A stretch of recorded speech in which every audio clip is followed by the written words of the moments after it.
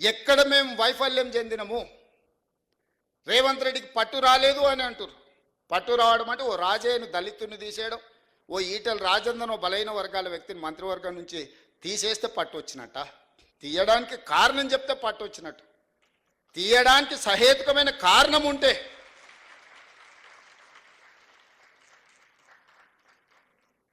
నీ సొంత మోడైనా తప్పు చేస్తే లోపల పెడితే నీకు పట్టు వచ్చినట్టు. కానీ పంచక తింటే పట్టు వచ్చినట్ట? పరిపాలన భవనమైన సచివాలయానికి రానోనికి 10 ఏళ్ళు రానోనికి పట్టు వచ్చిందంట పరిపాలన మీద. రోజుకు 18 గంటలు పనిచేస్తున్నా మీకే అందుబాటులో ఉన్నా నాకు మాత్రం పట్టు రాలేదు అంటుంది.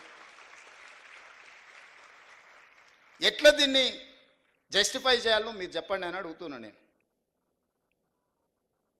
ఏ రోజైనా సచివాలయానికి మమ్మల్ని, నేను సీతక్క కూడా సచివాలయానికి పోతే పోలీసులు పట్టుకొచ్చి మా ఇంటికాడ వదిలేసి వచ్చారు.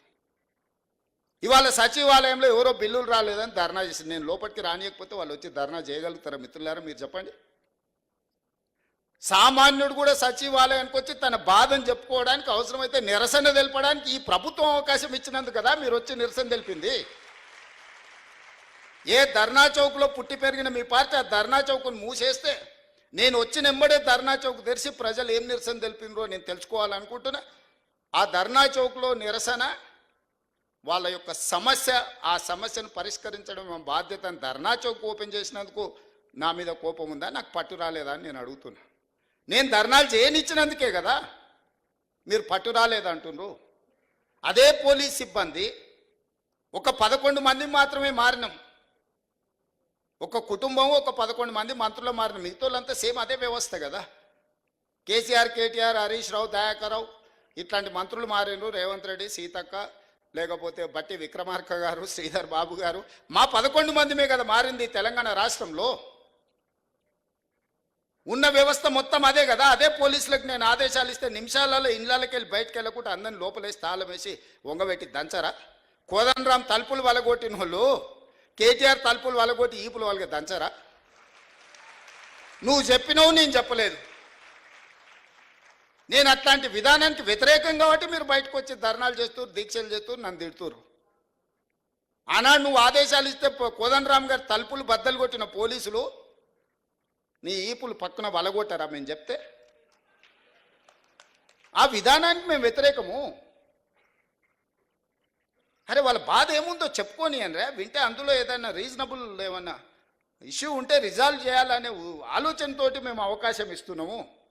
సేమ్ అదే పోలీస్ వ్యవస్థతో మీరు అంచవేసినట్టు మేము అంచేయలేమా? మాకు తెలియదా? ఆ మాత్రం తెలివి లేకుంటేనే 20 ఏళ్ళు అపోజిషన్లో ZPTC, MLA, MLC, MP, party president, ముఖ్యమంత్రి అయిన 20 ఏళ్ళు ఏం తెలియకుండానే ఇంత దూరం వచ్చినా మీరు అవకాశం ఇచ్చారా? గడీలలో వెరగకపోవచ్చుగా, నల్లమల్ల అడవుల్లో వెరిగినాం కదా. క్రూర జంతువులను చూసినాం, సామాన్యులను కూడా చూసినాం కదా. గడీలలో దొరల్లాక మేము పెరగకపోవచ్చు, కానీ నల్లమల్ల అడవుల్లో చెంచులను చూసుకుంటేనే, పేదోళ్ళని చూసుకుంటేనే పెరిగినాం కదా. మాకు మనుషులు ఎట్లుంటారు, మానవ మృగాలు ఎట్లుంటాయో మాకు తెలియదా? తెలియకుండానే ఇంత దూరం వచ్చినా నేను. మాకు మానవత్వం ఉంది, మీకు మానవత్వం లేదు.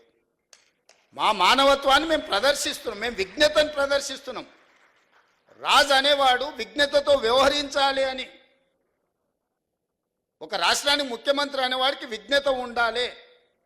ఆ విజ్ఞతను నేను ప్రదర్శిస్తున్నా. మీరు ఆ విజ్ఞత లేకుండా వ్యవహరించారు కాబట్టి ఈరోజు బయటకు రాలేని పరిస్థితుల్లో మీరు ఫామ్ హౌస్లో పడుకోవాల్సిన పరిస్థితి వచ్చింది. నీకు నాకున్న తేడా అది. సచివాలయమే లేకుండా, పరిపాలన భవనానికే రాకుండా వాళ్ళకి పట్టొచ్చిందంట. ప్రతిరోజు రోజుకు 18 గంటలు పనిచేసే నాకు, మా సీతక్కకు పరిపాలన మీద పట్టు రాలేదంట. ఇది ఎట్లా విశ్లేషిస్తారో మీరు అందరూ చదువుకున్న వాళ్ళు మిమ్మల్నే విశ్లేషించమని అడుగుతున్నా. తెలంగాణ సమాజాన్ని విశ్లేషించమని అడుగుతున్నా. ఇంద్రవల్లి అమరవీరులకు ఇండ్ల పట్టాలు ఇచ్చి భూములు ఇచ్చినందుకు, ఇంద్రవల్లి అమరవీరుల స్తూపాన్ని ఒక పర్యాటక కేంద్రంగా చేసినందుకు మా మీద ఆదివాసీలు కోపంగా ఉన్నారా? లేకపోతే సమ్మక్క సారలమ్మ జాతరని అద్భుతంగా నిర్వహించినందుకు మా మీద కోపంగా ఉన్నారా? లేకపోతే యాదగిరి గుట్టని యాదాద్రి నువ్వు చేస్తే తెలంగాణ ప్రజల యొక్క ఇష్టదైవం యాదగిరి గుట్ట లక్ష్మీ నరసింహస్వామి, ఆ పేరును కూడా తెలంగాణకు వదలలేను. చాలామంది యాదగిరి అని మిత్రులు ఉన్నారు. ఆయన యాదాద్రి మారవంగానే నా దగ్గరకు వచ్చి, సార్ మరి ఆ గుట్ట మీద చూసి మా తల్లిదండ్రులు యాదగిరి అని పెట్టారు, అది మారింది, ఇప్పుడు మా పరిస్థితి ఏందని. మీకేం చింతొద్దా, నేను వచ్చినాక మళ్ళీ యాదగిరి గుట్ట చేస్తా అని యాదగిరి గుట్ట చేసిన.